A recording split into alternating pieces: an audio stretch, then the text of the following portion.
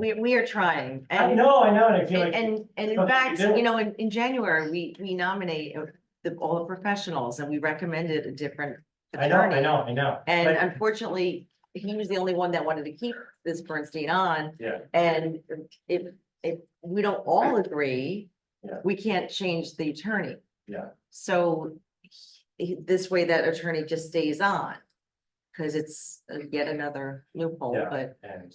yes. I wanna see so many more things. So we're, Okay. I don't know if Greg, if we can change the attorney. Well, maybe could I we've make a just comment?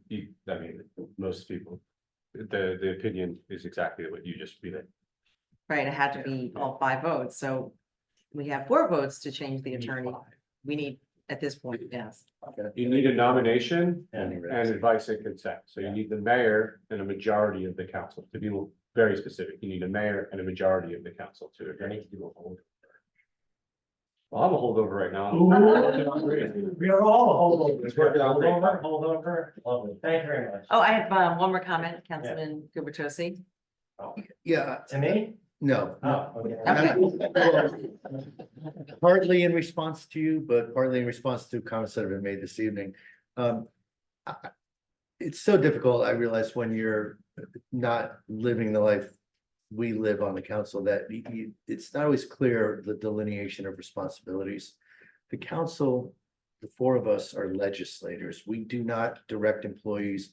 We often vote on hiring, but we can't say, you know, we don't like person A or person B.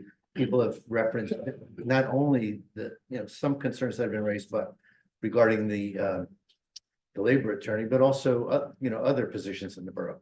Very simply put, the council has the right to approve a budget. We approve a budget, a spend amount. And once we do that, how those dollars are spent is largely in the hands of the mayor and our administration. They direct our employees, they hire and they fire and so forth. What the council does have the power to do is investigate. We can authorize an investigation. And I'm not going to comment on, am I out of time, Eric? I'm not going to comment on our professionals, but I must say that the folks who have spoken tonight on behalf of Local 152, you've all been very compelling, but Ms. Browning, you touched the nerve with me, and the fact that this gentleman, if in fact what you described is true, that he did the zero.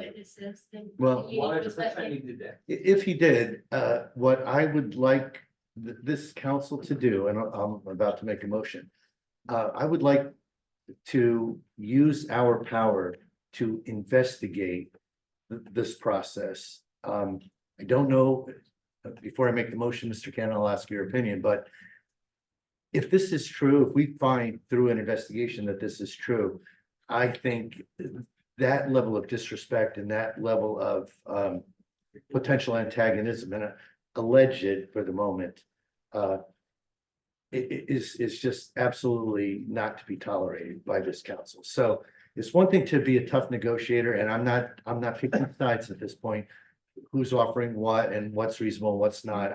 This council has had no specific feedback. We've been told there are challenges, and we've been given examples without any more detail. But if any representative of this borough is treating our employees with that level of disrespect, I want to confirm that, and then I think we collectively need to put pressure on our mayor to consider changes. But again, that would only be after an investigation. Now, Mr. Cannon, I'm about to make that motion that we have an investigation. Obviously, that would require spending more money, which none of us want to do. But if our only alternative, unless, Mr. Cannon, you have another alternative. Can I suggest something? Please. We already have Mr. Salmon investigating the police contract, which is the last one. If you guys can, why don't you make a motion to direct us, there be an Erica, to put together a resolution, and if we need a proposal, you can't just willy-nilly say we're gonna investigate it. So, and that also gives you 2 weeks from today to maybe work this out in some way that doesn't cost everyone more money, because people are arguing. But I would just suggest you just use Mr. Salmon. He's already doing the one negotiation. You might as well. To the other, I can ask him for a proposal and you can consider it next time we come.